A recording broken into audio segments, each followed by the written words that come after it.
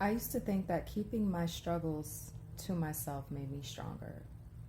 Like, if I didn't talk about it, I could just push through it and be fine. But you know what? That mindset kept me stuck for years. And I know I can't be the only one.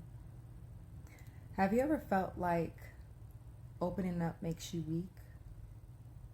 Or that sharing too much makes you vulnerable?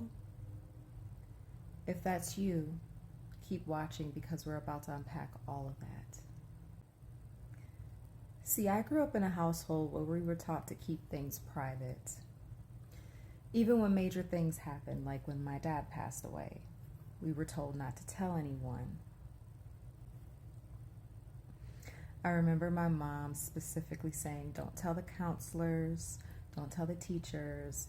And at the time, I didn't question it. I just thought, okay, this is what we do. Keep things in. But as I got older, I realized something. That it wasn't making me strong. It was just making me silent. For years, I kept things in. Anytime I was struggling, anytime I was hurt, I just held it. And I started to show it in my relationships, in my friendships, even in the way that I talked to myself. It's like I was carrying all this weight. But instead of unpacking it, I just kept stuffing it more and more and more inside, like a turkey. And let me tell you, that mess caught up to me. I remember a specific moment where it hit me. I was venting to someone, and actually I wasn't even venting. I was just casually mentioning something I had been struggling with, and they were like, wait, you've been holding that in this whole time? And it made me realize I didn't even give people a chance to support me. I was so used to holding it in and carrying it alone. And it made me wonder how many of us are doing the same thing. Carrying burdens that aren't even meant to be carried. So I start making small changes. I start allowing myself to talk about things, not with everyone, because not everyone deserves access to your story. But I found safe spaces. And let me tell you, it made a difference. I felt lighter. I felt seen. I felt like I finally broke out of a cycle that kept me stuck. Now, if you're struggling with this, if you're someone who's dealing with something similar to what I'm talking about today in this video, I would like to share with you 3 simple but powerful steps to start breaking out of it. Step 1, identify what's holding you back. Ask yourself this: what belief, past situation, or past experience is holding me back? Am I holding on to that? Step 1, identify what's holding you back. Ask yourself this: what belief, what situation, or past experience am I holding on to that's keeping me from moving forward? Because a lot of the time we don't even realize we're trapped in a mindset that's never ours to begin with. We might have been taught it. Maybe someone told you that showing emotions is weak. Maybe you grew up in a family like mine where privacy was everything. But is that belief still serving you? Or is it just keeping you stuck? Step 2, refrain from the narrative. Instead of seeing vulnerability as weakness, start seeing it as power. Think about it. The strongest people aren't the ones who act like they have it all together. They're the ones who've been through things and come out stronger because of it.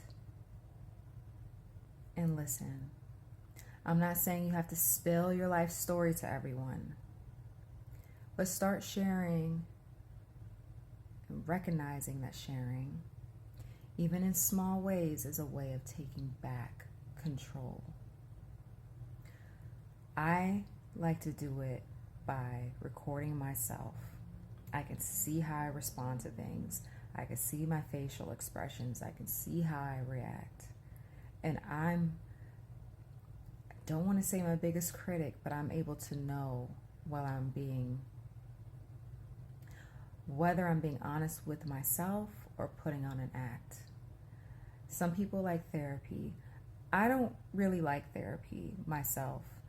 And I'm sharing that because it's so pushed out to the masses to go to therapy. And if that works for you, I say do it. But I know that when I went to therapy, I always felt like I was being judged. And maybe that was a cognitive thought that I had, but I knew it was something I wasn't comfortable doing. I was always in my head when I was in therapy, and it shouldn't feel like that. Another thing that I love to do is journal. Journaling could be a great thing for you too. And I know some people feel that even speaking to a trusted family member is better than the latter. So figure out ways that work best for you.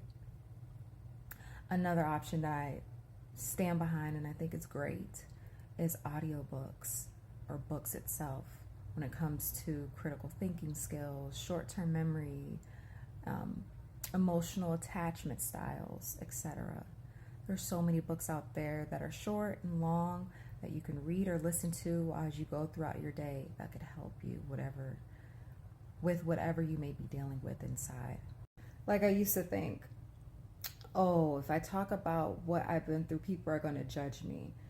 But the truth is, people are going to have opinions regardless. Trust me. Whether I spoke or not, I've always had people saying good and bad things about me. Whether you speak or stay silent, they'll talk. So you might as well do what's best for you. Step 3, take one small action today. Here's my challenge for you. Take one small step towards opening up. Maybe it's writing in your journal. Maybe it's taking your phone out and doing a recording of how you really feel today. Your raw feelings, your raw emotions. And you can look back and see, was that real? Or was it projection? Was it what I felt? Or was it someone else treating me this way and now I feel mad? It could be so many things. If you put it on paper, put it in a video, talk to someone you trust, and you have that reflected back to what's going on right now. Maybe it's even leaving a comment under this video saying, I'm ready to let go of the past. Whether it's just one small step, because change doesn't happen overnight, but it does start with one decision. If this message hit home for you, let me know in the comments. I want this to be a space where we grow together. I'm still on my journey too. And listen, this is just the beginning. In my next video, I'm diving into how to actually take your power back.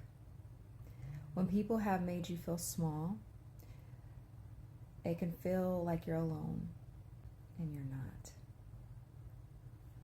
You don't want to miss it, so make sure you subscribe and turn on your notifications and don't miss out.